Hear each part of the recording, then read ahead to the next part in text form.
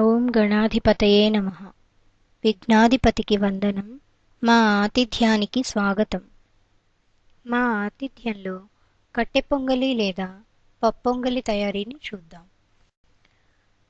కావలసినవి: బియ్యం 2 కప్పులు, పెసరపప్పు అరకప్పు లేదా 1 కప్పు, నీళ్లు 4 కప్పులు, జీలకర్ర 1 టేబుల్ స్పూను, జీడిపప్పు 8, మిరియాలు 1 టేబుల్ స్పూను, నెయ్యి 4 టేబుల్ స్పూన్లు, కొబ్బరి ముక్కలు కాసిని, ఉప్పు రుచికి తగినంత.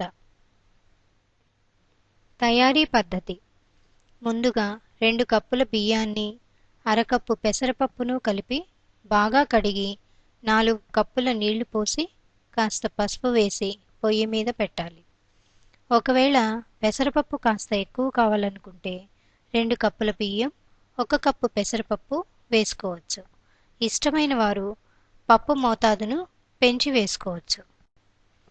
ఈ మిశ్రమం ఉడికేలోపు దగ్గర ఉంచుకున్న మిరియాల్లో కొన్ని పక్కకు తీసి మిగతావి బాగా మెత్తగా పొడి అయ్యేలా కొట్టాలి. మధ్య మధ్య పొంగలి బాగా ఉడుకుతుందో లేదో గమనించాలి. అడుగు అంటకుండా కలుపుతూ ఉండాలి. ఇలా సగం ఉడికాక దగ్గర పెట్టుకున్న నీళ్లలో 1.5 కప్పు కానీ 2 కప్పుల నీళ్లు కానీ పోసుకోవాలి. ఎందుకంటే ఈ పొంగలి బాగా మెత్తగా ఉంటేనే బాగుంటుంది కాబట్టి.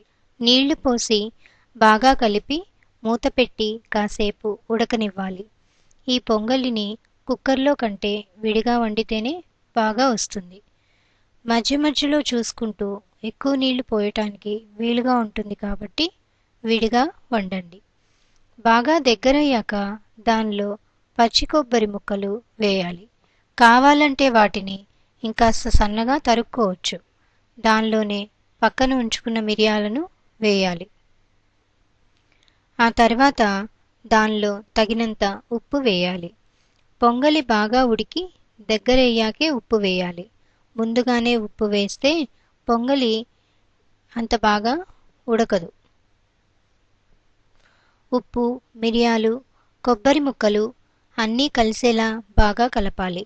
ఇలా బాగా దగ్గరయ్యాక పొయ్యిని కట్టేయాలి. పక్కన పొయ్యి వెలిగించి చిన్న బాండీ పెట్టి దానిలో నెయ్యి వేసుకోవాలి.